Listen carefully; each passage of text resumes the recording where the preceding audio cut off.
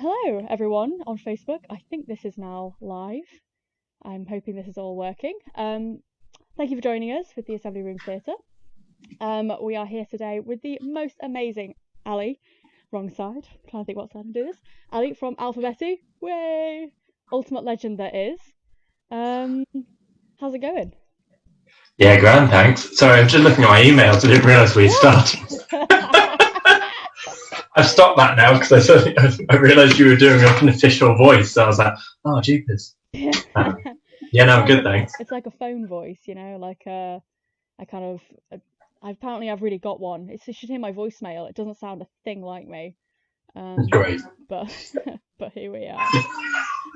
Ali, cheers and thank you so much for taking time to have a little chat with us on this very fine and very overcast Wednesday. Um, so what is keeping you sane currently in quarantine, and what you mentioned earlier about your house and the little and how's it all going? Yeah, grand. You may have just heard Juniper, my daughter, trying to get involved in the Oh, chat. So she's keeping us pretty busy because she's only 7 months old. So she's got a lot of things that we've got to get done for her on a regular basis. Like we've got to read to her, we've got to play with her, all that type of jazz. And then me and my partner moved into a house 8 months ago, so a month before Juniper, and so my phone's now going mental on top of that.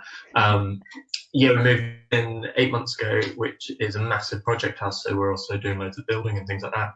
And on top of that, I'm just trying to keep the theatre afloat and survive through this mayhem. So just a few things to do.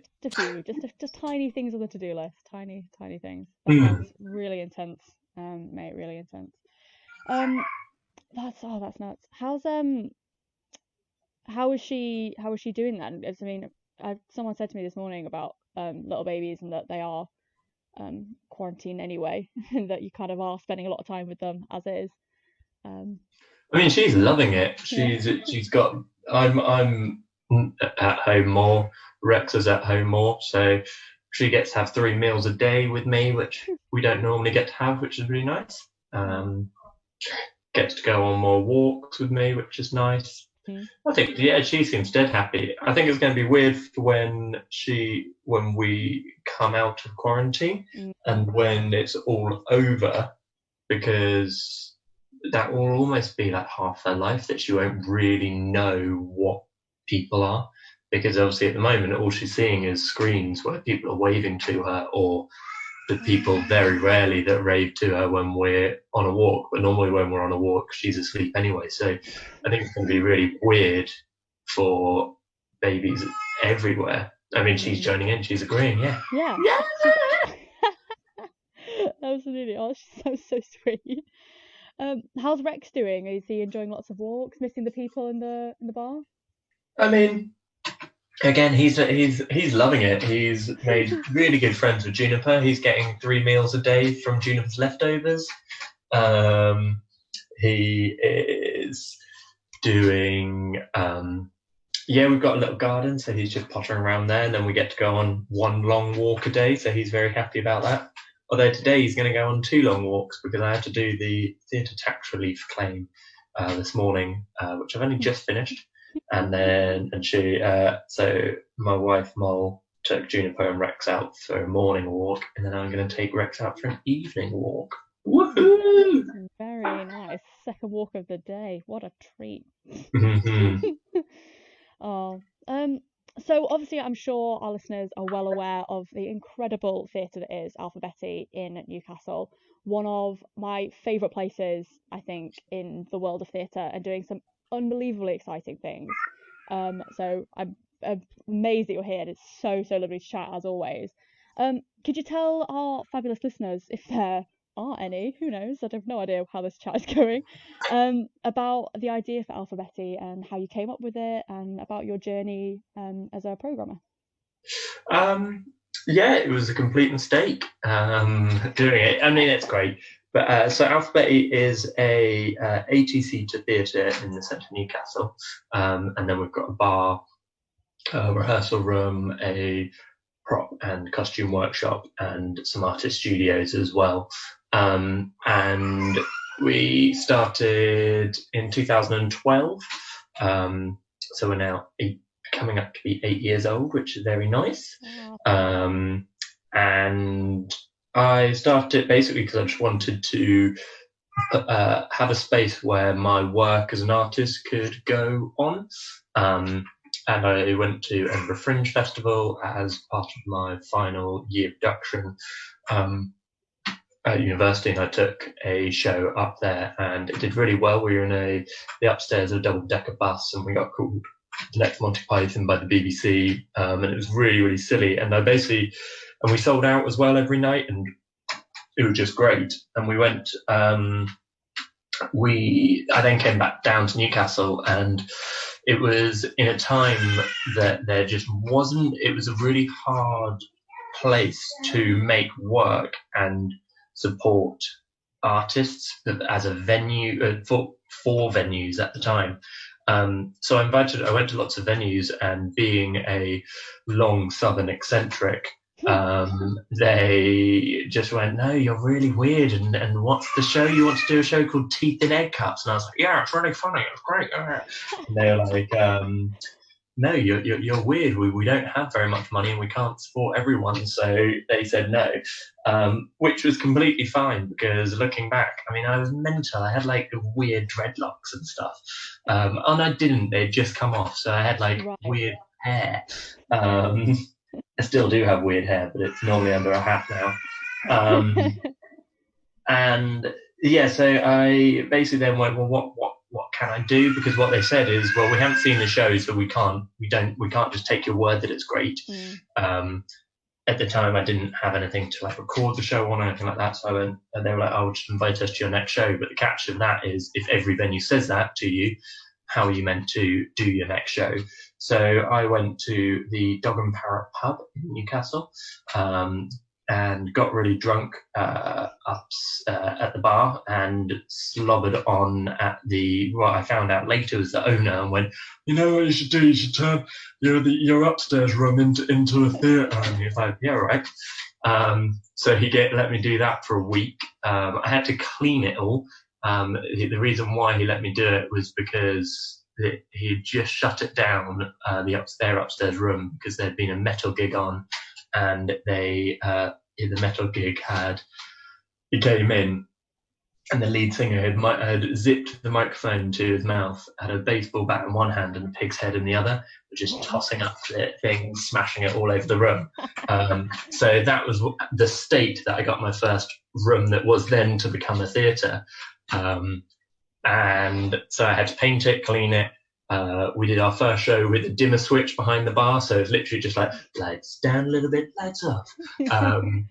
And it was good. Like the show went well, and what was really interesting was our audience. We had the fascinating audience, and what we also had was loads of artists in similar positions, because, as I said, it wasn't the lack of venues not wanting to support artists, it was the fact that they just physically couldn't at the time. So we had loads of artists who were in similar positions to myself, going, look, we want to be part of, we want to make work as well. How do we do this? So I then went back to the owner, and the owner was like, yeah, that's great. Like, there wasn't any pig's head at all. And and all your customers are nice. Like, of course we can set this up as a proper deal. So he kept 100% of the bar. We kept 100% of the box office. We got a key. We were allowed to use it whenever we wanted. And I just started programming the space, not really knowing what I was doing. Started programming artists, made a lot of work, did lots of really interesting. Sorry, Juniper's not liking this story. Yeah, did lots of interesting. Come into the story. Yeah, why am I not in it? Because you're only 7 months old, baby. Oh, all right, fine. She was in my last show, actually. She was really? Was it my last show? Yeah, it was my last show. Yeah, she was the writer, Steve Byron, who I work with quite a lot. He's one of our regular associate artists. I always name a lot of my characters after his kids, just because I really like the names he picks for his kids. They're brilliant, like Albert, Stanley, Sydney. They're like proper like gnomes. So he was thinking of a name for our dragon in a kid story that we had, and he called her Juno, Juniper, or Juno for short, Queen of the Stars, because he needed a flowery name. Miles not liking that terminology. So I was at Dog and Parrot and things were going well. I got myself into a horrific amount of debt. I started to learn about what funding was and how that worked. So then once I learned, I was then able to pass that on to other artists.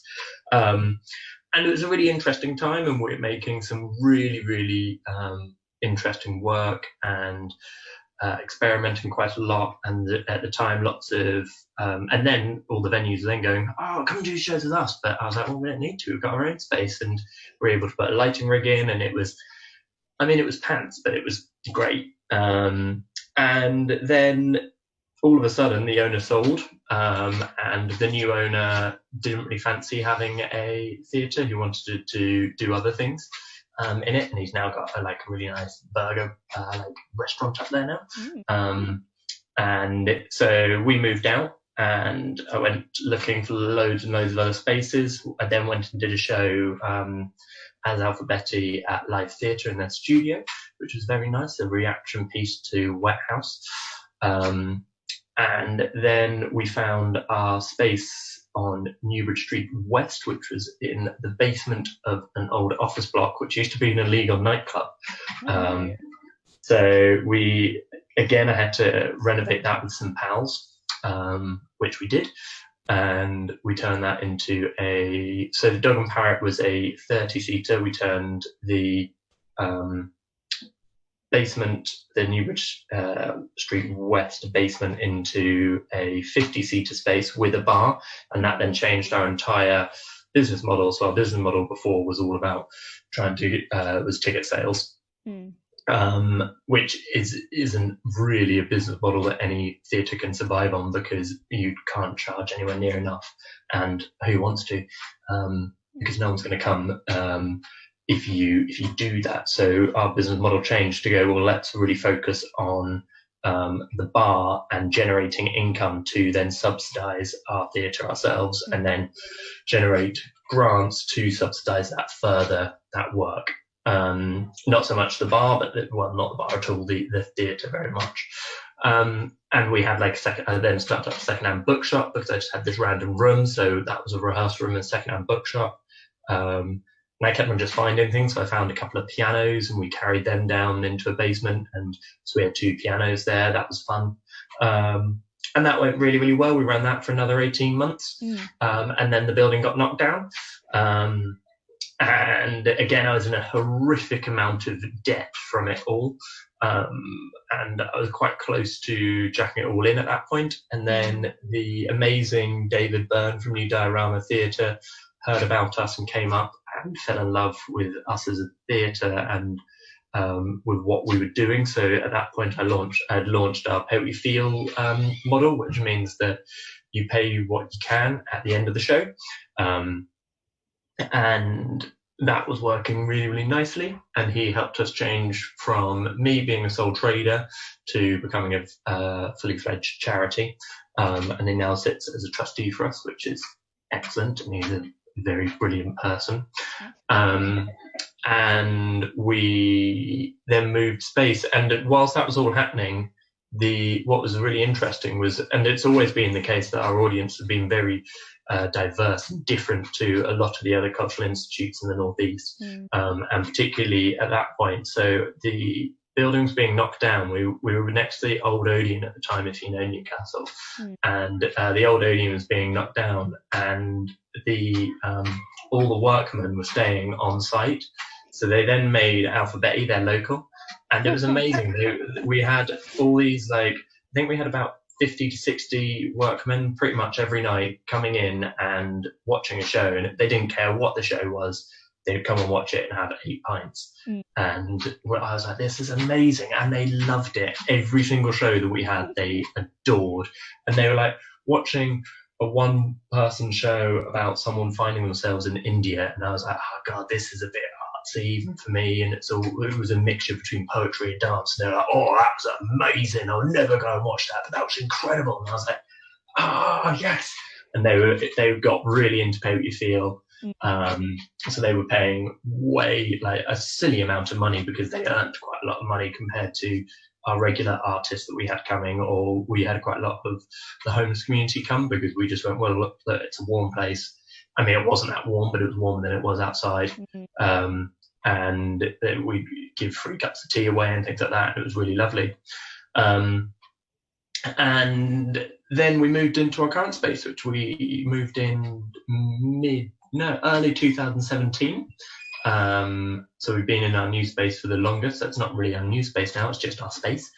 And that is the 80-seater with a bar and rehearsal room and everything in there. And I had our best season yet. I say that every single time, but this season coming up was so exciting. Lined up to start on the 1st of May, and now coronavirus has kicked off, which is really sad for everyone. And I probably shouldn't have mentioned the C word because everyone's sick of it anyway. And there's a huge amount of travesties happening and lots of panic and fear-mongering happening. But one of the reactions is that we aren't able to bring as much joy as I'd hope and thought to the world because we've had to close and had to furlough all our staff, including myself, which is quite scary because we don't really understand what that term means because we make theatre, not weird, complex plans. But that's all okay. We won't talk about it again. It's done. And I mean, we have got some really exciting things, hopefully in the pipeline if I can get the funding in to do them, which will spread some joy during coronavirus. So check out Alpha Betty about that later, if we get the funding. If we don't get funding, then don't check it out, but I'll probably do it anyway and get myself into more debt. Don't tell my wife. Yeah. So and that's Alpha Betty. So we do we're open Tuesday to Saturday from 5 p.m. And on Saturday we're open from 11 a.m. We still have our secondhand bookshop in there. We still have at least 2 performances a week that Pay What You Feel, and the remainder are normally under £10 unless it's something very, very special. We tend to have about 10 performances a week, so I'll double up on my programming. And I'm currently writing a new programming model for 2021 because I've been thinking about it for ages and I'm quite excited about it. But as soon as it's written down, then it happens, which is quite nice. And we've got a community engagement coordinator who does some incredible work in terms of bringing communities into a theatre space. And I think something that I'm really proud of Alpha Betty, which is probably our biggest positive and also probably one of our biggest negatives, is the DIY aesthetic, because it was put together by me and some pals and some volunteers. But because of that DIY aesthetic, which people now it's so on trend and on brand that people are so desperate for it that they spend. It is, isn't it? Also, those kind of masonry jars and the kind of the books kind of stacking and the kind of floating lights and things everywhere. But it's perfect, and it's I think it's interesting that you just said, well, what I'm most proud of, because that was going to be my next question of like, what are you most proud of? Because I mean, you have a fantastic community, and I think it's fair to say that Alpha Betty as a theatre has really brought up some of the most exciting emerging artists in the Northeast. I would argue, and also all of your community work as well. I mean, it's really, really exciting. So is there? I mean, there's anything else that you think that you really, really champion? Because I think well, I think there's a lot of interesting work that come out of it. Yeah, I think it's that. I think it's for me, it's the link between the three of community and art. And I mean, I say the three, but the main thing for me is actually the atmosphere that people come to. And I think that's why the space works, because of how welcoming we are. Yes, we have a dog that barks sometimes, but also he then will give you the biggest welcome ever. And all our staff are absolute weirdos, and I know they won't mind me saying that because they are all very happy about that. But because they are weirdos, everyone then fits in with us, and everyone is welcome to, and you can just come and sit. You don't even have to come and watch a show. I think that's quite an important thing to be able to offer, particularly in a space in a like city centre, and when everyone's so panicked about not just what's happening currently, but generally everyone is always worried about money, and we're trying not to be. I mean, I always am worried about money, but I try not to show that so much in terms of why we're doing things. So we do our pay per feel model, and we really champion that, and we champion emerging artists. And as I said, I just did the Theatre Tax Relief claim, and I was looking through it, and not one of our shows even nearly came to breaking even. But then I was able to go through and went, well, that artist has now gone on to go national, and that artist has gone on to go do this, and that artist has gone on to do this, and that artist has actually realised that making work's not for them, but the community work they did has changed their lives, and they've gone down that route. And I was like, all of these are really, really satisfying. And doing the horrific Theatre Tax Relief claims or the accounts at the end of the year, and particularly because we're a charity now, I have to do an accounts narrative to that. I really enjoy it because I then get to look back and go, actually, this was really, really cool. Like, we helped launch Women of Mint Festival, which is now over in the Ousburn, which like celebrates and champions women in the Northeast, of female musicians in the Northeast. We're launching Aware Festival, which is for adults with learning disabilities, this year, which is to celebrate professional artists with learning disabilities, and to provide a space for adults with learning disabilities to improve so they then can become professional, and really trying to open up our network for the way that we make work to try and evolve artists and audiences as one. That sounded a bit wanky, but maybe it wasn't. I think it's interesting, and I think it's absolutely true as well. And I think you as a Fringe theatre has absolutely championed it, and revolutionised theatre in that way in the Northeast. And you mentioned earlier about New Diorama and the fact that obviously on the board of trustees, and I think it's interesting. Obviously, you were nominated for the Stage Awards for Best Fringe Theatre, Best Fringe Theatre. Yeah, Best Fringe Theatre. How was that event in London? Was it good? I mean, it was London, so it was all right. I'm not a huge fan. I moved away from the South for a reason. No, it was lovely. There was loads of free booze, and I got to see some friends I hadn't seen for a while, and I got to see some colleagues that I hadn't seen for a while. And my colleague Esther had never been to any of those type of events or met any of these people that I regularly talk about. So that was nice that she was able to meet those people. And we got to meet the incredible Bunker Theatre, who was and Chris, who won it. And that was really nice because I'd been talking to Chris quite a bit already over Twitter. And I really, really value his programming and the work that the Bunker were doing, which was just incredible. So that was just lovely that that we got to meet them properly. And also, I think it was right that they won it as well. We were saying this right at the start because I was getting quite nervous because I didn't realise I had to prepare a acceptance speech, and we were the second. Well, no, we were the third category, and they did the first one, and I was like, oh god, that person did an acceptance speech.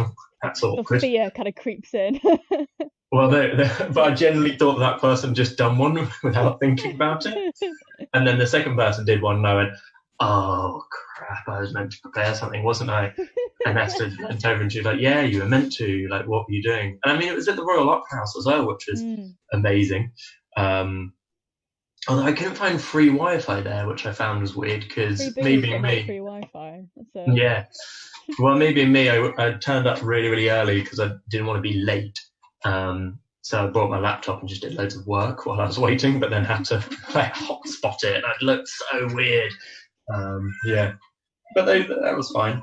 I wore my jazzy jacket, which is being banned from a lot of social occasions by my friends for some reason. I don't know why, Nice. but I mean, it's very jazzy. Yeah. It's excellent. Yeah. But yeah, no, it was a lovely event, and it was good. I think I do find it quite odd, those type of things, which I probably shouldn't say publicly, but not in terms of what the stage are doing. I think that's amazing, but and I would much prefer, rather than having free booze at the Royal Opera House, to pump the money back into the stage so they can then support the arts further, and pump the money, because I mean it must have cost so much, and get those, and I'm sure they did get a reasonably good cut to the stage, but I think the stage do such incredible work and need more support, because they're not maybe they are a charity. Well, I'm pretty sure they're not a not-for-profit. Well, no, they are a not-for-profit. I don't know. I'm speaking. But also things like being able to imagine if they went, instead of having a stage awards this year, we're actually going to invest the money to help Chris and his crew start up the Bunker 2 because they're closing. And they probably could have done that with the money that was spent. I mean, I definitely drank at least 3 bottles of fizz, and there was like canapes and stuff going around. So I probably ate. I made sure I filled my boots, because I think that makes you a true northern lad at that point, though. To be fair, I think you've transcended your southern roots to be one of the northerners, one of us at that point. That's really fun. Oh, you mentioned earlier about obviously because I know you're obviously a big program. We've talked about Alf Betty, but obviously you did it to create your own work there, and you've created some fantastic productions yourself. This is a really wanky question, but like, what about you as an artist? Like, what kind of work inspires you, and what kind of projects do you particularly like to create? Nearly all my work the stuff that I write so I'm a writer and a director, and I guess you could then say a theatre make of some of the really weird stuff that I do. But so first and foremost, I'm a writer and director. The stuff I really like to write about is normally based around the homeless community, and the main reason behind that, which I didn't really realise why, I just kept on going back to that topic, is because home's such an important thing to me, and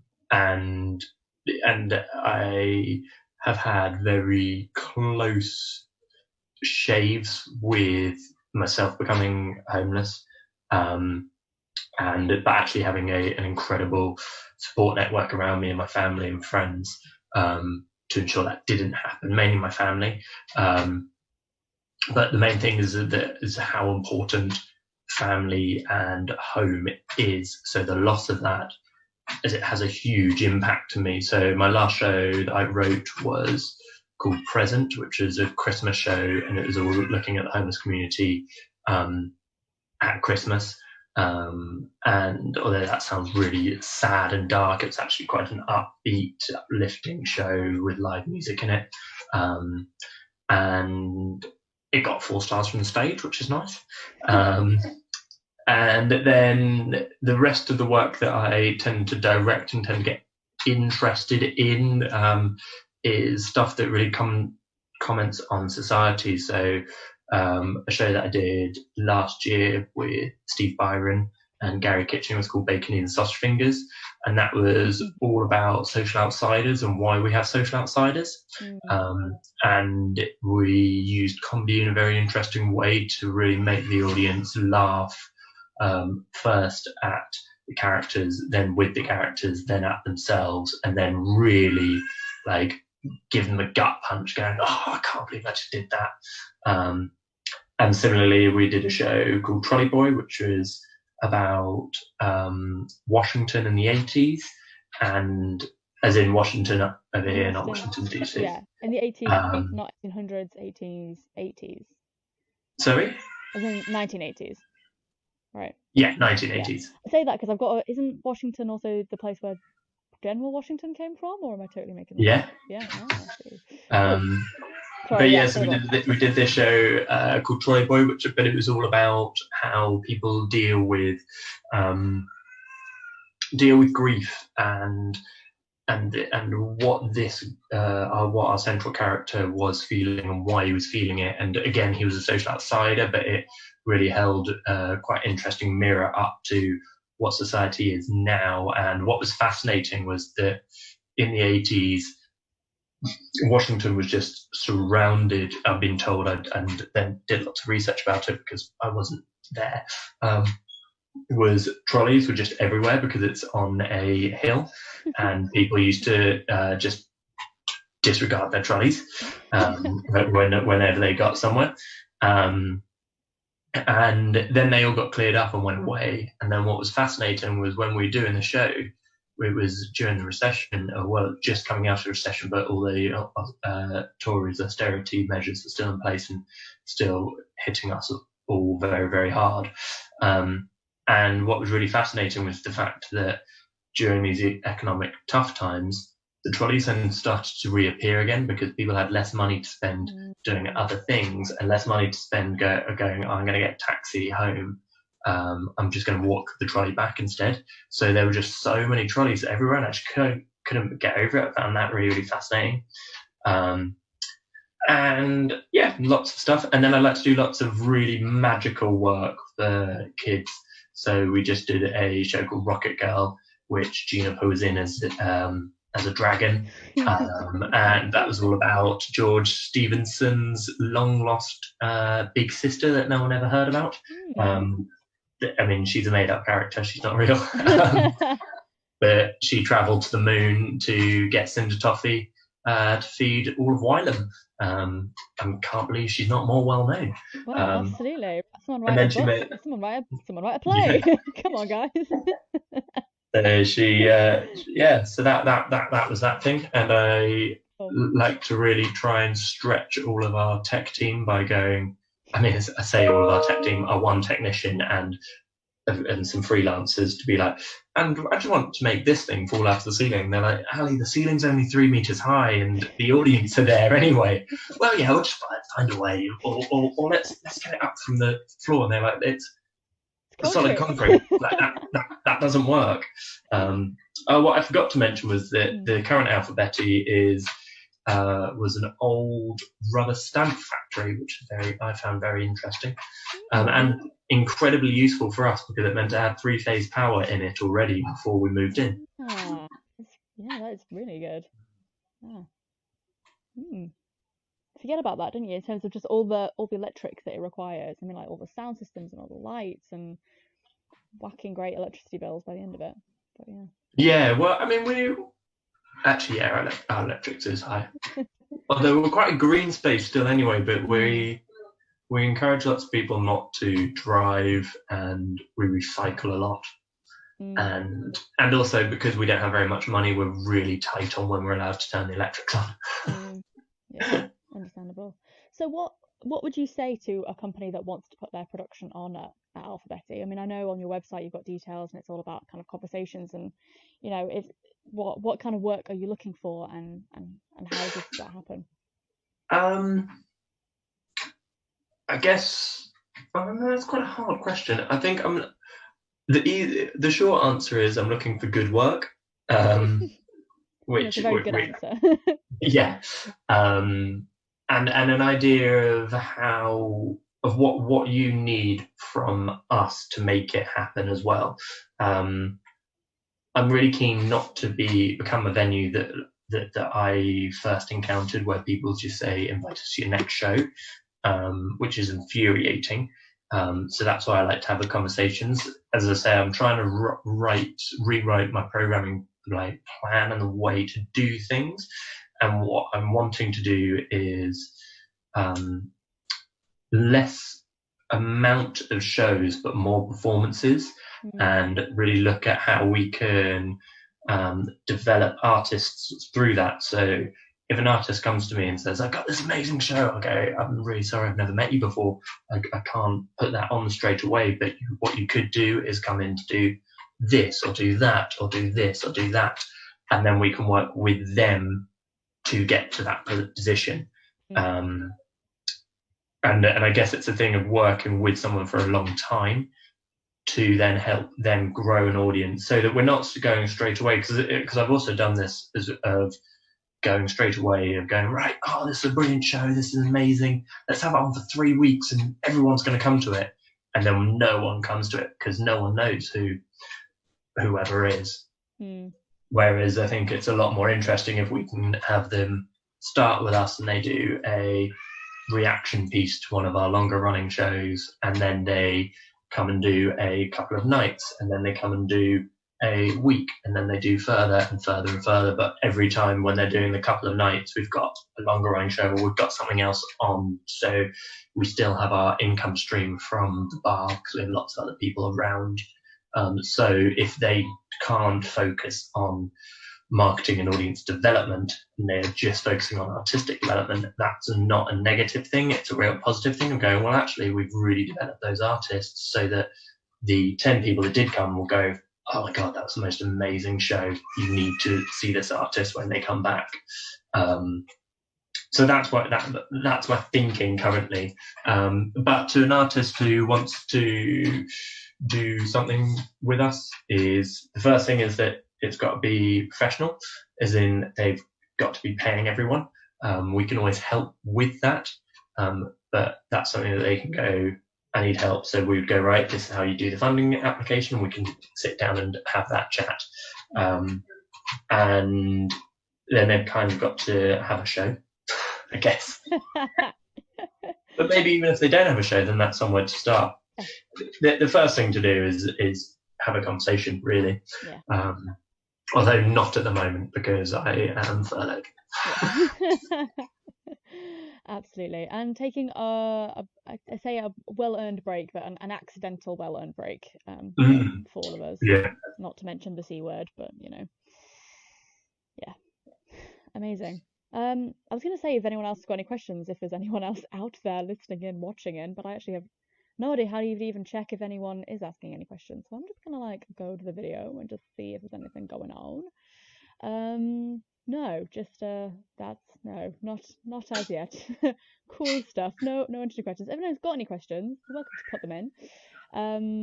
But I think there's a bit of a delay, so we'll just have a chat until then. Yeah. So is anything to kind of start wrapping up, is anything that you think people don't know about Alphabetti a secret? I don't know, something that you don't think the public are that aware of? Because for me, it's I've always seen all your books, but I keep forgetting that it's a secondhand bookshop, and it's you got amazing stuff up there as well. So that was something that I did. Some of it's a secondhand bookshop, some of it's a library. Maybe we'll change that as soon. I don't know what do people not know about us. This is when it's helpful to have someone else in the room because they go, that thing. Well, no, I don't know.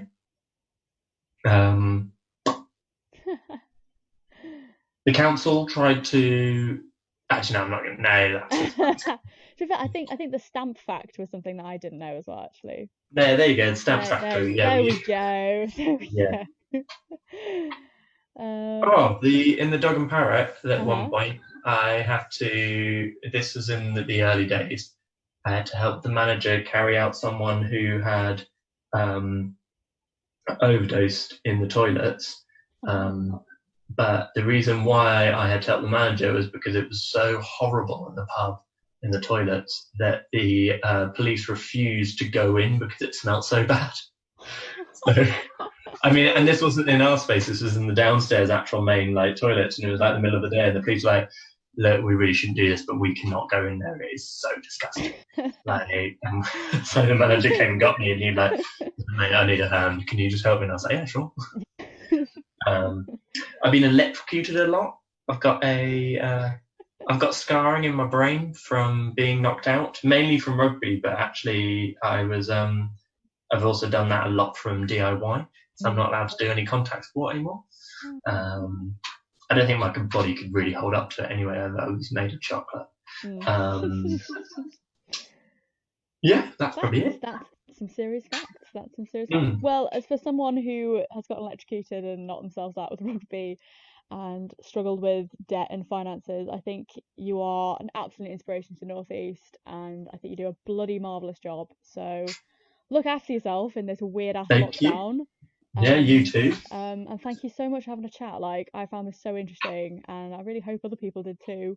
And I just think you're a cracking guy, and a big shout out to Alpha Betty, all the love.